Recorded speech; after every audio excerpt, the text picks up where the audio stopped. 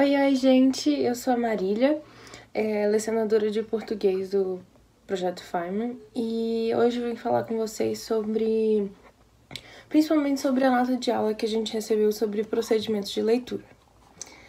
É importante falar sobre essa nota de aula não só porque tem uma atividade no AVA sobre isso, mas também porque é uma coisa que a gente tem que tomar como base para qualquer questão, qualquer prova, qualquer questão de português que for fazer. Porque o que são esses procedimentos de leitura? Nada mais é do que interpretação de texto, são métodos que os professores passaram pra gente para ter uma melhor interpretação.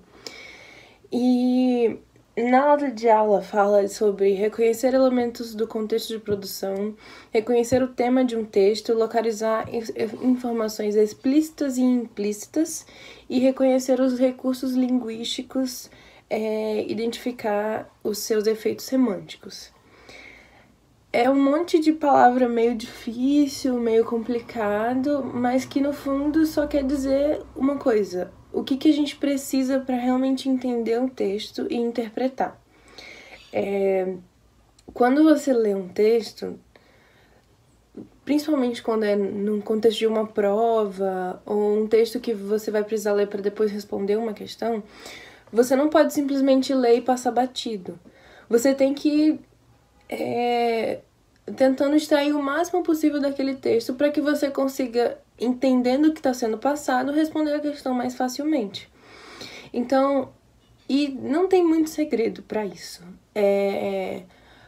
Você pode até ter diversos mecanismos e ter estratégias, mas é prática. A leitura, entendimento e interpretação não tem jeito, tem que praticar.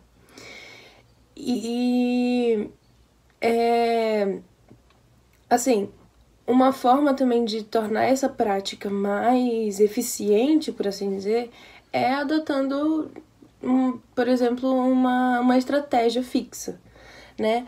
Mas eu acho que o mais importante daquela nota de aula dos procedimentos de leitura é você entender isso, que quando você está lendo um texto, você tem que tentar tirar o máximo de informações possíveis. E aí, por exemplo, numa prova de vestibular, num Enem, por exemplo, que a prova é quase toda de interpretação. A prova de linguagens e humanas tem muito texto.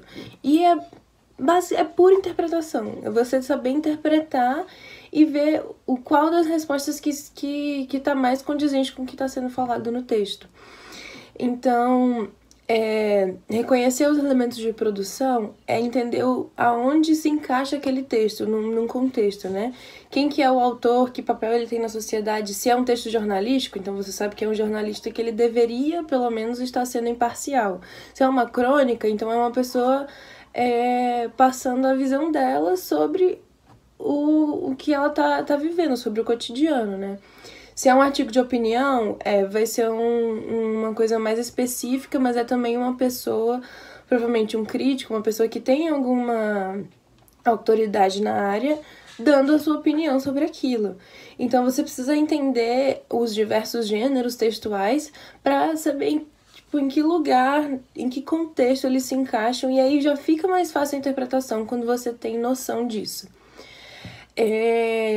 Também ter noção histórica. Então, se foi um texto do século XX, naquela época, assim, existem aqueles textos que eles são escritos há muito tempo, mas eles continuam atuais.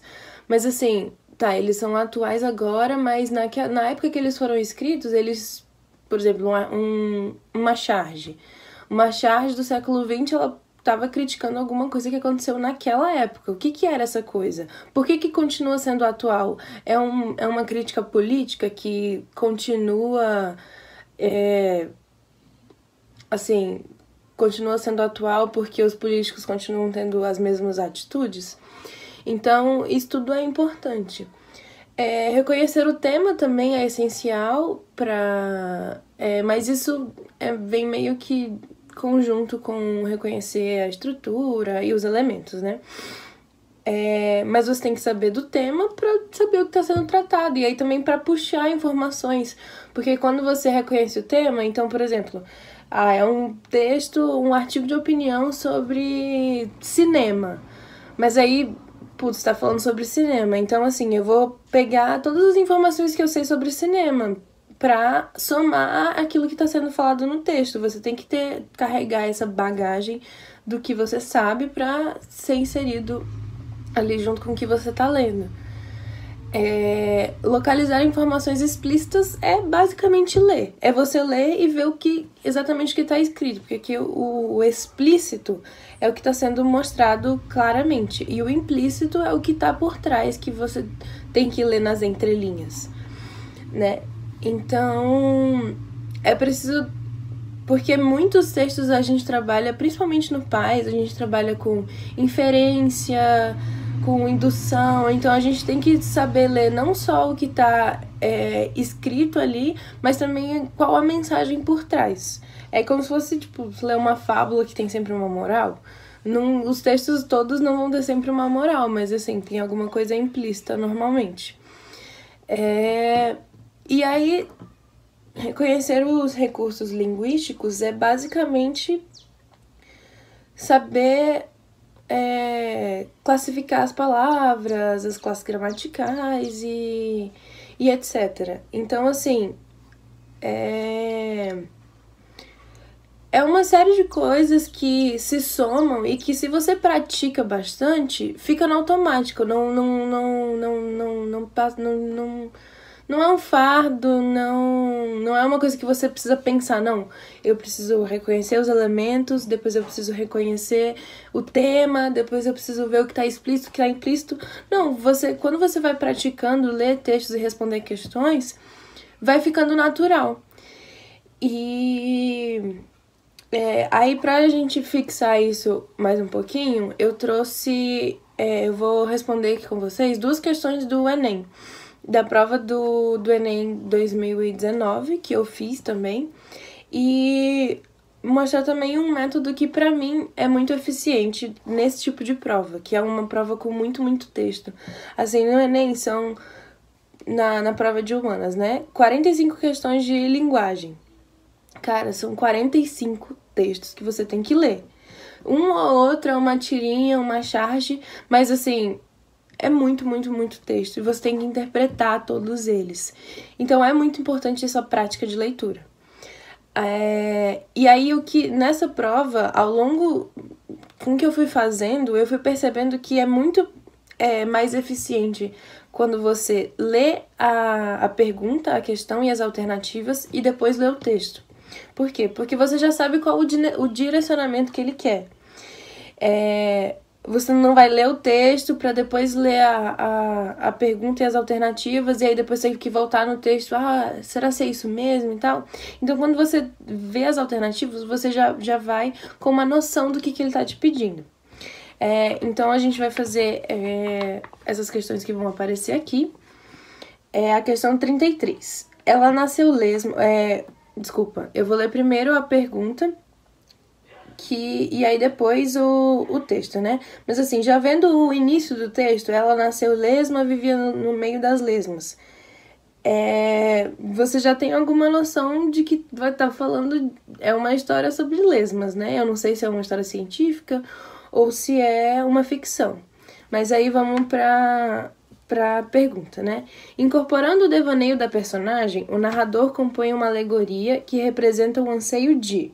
Lendo isso, eu já sei que é uma história fictícia, provavelmente, porque tem personagem, e o narrador compõe uma alegoria. Então, é uma história narrativa. Aí, letra A. Rejeitar metas de superação de desafios. B. Restaurar o estado de felicidade pregressa. Pregressa significa antes, né? Então, restaurar uma felicidade anterior. Materializar expectativas de natureza utópica. Rivalizar com indivíduos de condição privilegiada, valorizar as experiências hedonistas do presente. Hedonista tem a ver com prazer, então as experiências presentes que te dão prazer. Aí agora a gente já sabe que vai ser alguma dessas coisas aqui. Aí vamos ler o texto. Ela nasceu lesma, vivia no meio das lesmas, mas não estava satisfeita com sua condição. Não passamos de criaturas desprezadas, queixava-se. Só somos conhecidos por nossa lentidão. O rastro que deixaremos na história será tão desprezível quanto a gosma que marca nossa passagem pelos pavimentos. A esta frustração correspondia um sonho. A lesma queria ser como aquele parente distante, o escargot. O simples nome já a deixava fascinada. Um termo francês elegante, sofisticado, um termo que as pessoas pronunciavam com respeito e até com admiração. Mas, lembravam as outras lesmas, os escargots são comidos, enquanto nós, pelo menos, temos chance de sobreviver. Este argumento não convencia a insatisfeita lesma, ao contrário, preferia exatamente terminar sua vida desta maneira, numa mesa de toalha damascada, entre talheres de prata e cálices de cristal. Assim como o mar é o único túmulo digno de um almirante batavo, respondia, a travessa de porcelana é a única lápide digna de seus sonhos. Bom, então é uma historinha. Não sei se todo mundo já conhecia, mas eu já conhecia antes de fazer a prova essa historinha. Então, quando eu comecei a ler, eu já meio que sabia o que era, que é a história da lesma, que queria ser escargot. E aí a gente vai voltando lá para as alternativas. Fica fácil ver que é materializar expectativas de natureza utópica, letra C. Por quê? Letra A, rejeitar metas de superação de desafios. Ela não está rejeitando as metas, o narrador está justamente contando essas metas que ela tem, né, para se tornar um escargot. Restaurar o estado de felicidade pregressa. Não, porque ela não era feliz sendo lesma e ela não... Pra voltar a ser feliz quando ela fosse escargot. Rivalizar com indivíduos de condição privilegiada. Também não, porque ela não tá querendo brigar com os escargots, ela só queria ser como eles. E valorizar as experiências hedonistas do presente. Quando fala do presente, o presente dela é a situação de lesma, então ela não tá sendo feliz naquela condição, né? Por isso que é materializar expectativas de natureza utópica. Por que utópica? Porque utópica é uma coisa imaginável, tipo, futura, que você só projeta na mente. Não tem como uma lesma fazer assim e virar um escargot. Vou fazer mais uma questão para finalizar o vídeo, para não ficar muito longo, né? Questão 34, a ciência do Homem-Aranha. É o nome do texto. Então, você já sabe que tem alguma coisa a ver com o Homem-Aranha e todas aquelas mutações que ocorrem com ele e tal. Aí vamos ler a primeira pergunta, né? Como estratégia de progressão do texto, então a gente já sabe que vai falar sobre algum elemento coesivo, alguma coisa assim, porque ele fala estratégia de progressão do texto. Alguma conjunção. O autor simula uma interlocução com o público leitor ao recorrer a... Então, quando eu falo o autor simula uma interlocução com o público leitor, é uma conversa. É quando o autor ele traz para o texto o leitor também, quando ele quer meio que fazer uma conversa mesmo. Então, aí a revelação do sentido aranha adquirido pelo super-herói como um sexto sentido. Caracterização do afeto do público pelo super-herói marcado pela palavra querido. Comparação entre os poderes do super-herói e as habilidades biológicas das aranhas. D. Pergunta retórica na introdução das causas da eficiência do sistema sensorial das aranhas. Comprovação das diferenças entre a constituição física do homem e da aranha por meio de dados numéricos. Então, você tem que ver o que dessas coisas que vai estar no texto, né? Porque às vezes pode estar falando uma coisa nada a ver. E em qual dessas situações que o autor está trazendo o leitor para dentro do texto. Aí vamos ler. Muitos dos superpoderes do querido Homem-Aranha, de fato, se assemelham às habilidades biológicas das aranhas e são o objeto de estudo para a produção de novos materiais. O sentido aranha, adquirido por Peter Parker, funciona quase como um sexto sentido, uma espécie de habilidade premonitória e, por isso, soa como um mero elemento ficcional. No entanto, as aranhas realmente têm um sentido mais aguçado. Na verdade, elas têm um dos sistemas sensoriais mais impressionantes da natureza. Até agora, o autor ele não trouxe o leitor para dentro do texto, ele está só falando do sentido aranha. Então, por exemplo, a letra A a gente já pode descartar. Tá, continuando. Os pelos sensoriais das aranhas, que estão espalhados por todo o corpo, funcionam como uma forma muito boa de perceber o mundo e captar informações do ambiente. Em muitas espécies, esse tato por meio dos pelos tem papel mais importante que a própria visão, uma vez que muitas aranhas conseguem prender e atacar suas presas na completa escuridão. E por que os pelos humanos não são tão eficientes como órgãos sensoriais como os das aranhas? Primeiro, porque um ser humano tem em média 60 fios de pelo em cada centímetro quadrado do corpo, enquanto algumas espécies de aranha podem chegar a ter 40.000 pelos por centímetro quadrado. Segundo, porque cada pelo das aranhas possui até 3 nervos para fazer a comunicação entre a sensação percebida e o cérebro, enquanto nós, seres humanos, temos apenas um nervo por pelo. Beleza. Aí a gente vai ver que o momento em que o autor ele introduz uma conversa com o leitor é justamente quando ele faz uma pergunta. E aí, por isso, é a letra D, pergunta retórica na introdução das causas da eficiência do sistema sensorial das aranhas, que é quando ele está, de certa forma, conversando com o leitor. E aí, o retórica, o que é uma pergunta retórica? Uma pergunta retórica é uma pergunta que quem está sendo perguntado não vai responder. E é justamente isso, porque quando um autor está escrevendo, ele não vai conseguir exatamente naquele momento uma resposta do leitor. Por isso é uma pergunta retórica. Então, a 34 é a letra D.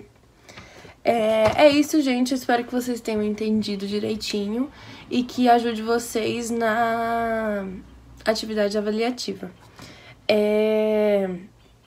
Ao longo desses dias de quarentena, a gente do Projeto Fireman vai estar colocando vários vídeos e divulgando por WhatsApp mesmo, para tentar ajudar todo mundo nos estudos, porque a gente não tá de férias, a gente tá cumprindo dias letivos normais, e esses conteúdos que estão sendo passados pra gente, eles vão ser cobrados na em VI, AP, etc, etc. Então é importante que todo mundo estude. E eu espero que vocês tenham gostado. Não sei falar, claramente. Mas qualquer sugestão, qualquer dúvida, pode falar comigo. Por favor, se vocês tiverem algum feedback, alguma coisa que vocês gostariam que melhorasse, que eu fizesse diferente, em próximos vídeos, eu adoraria esse feedback. Obrigada. Tchau, tchau.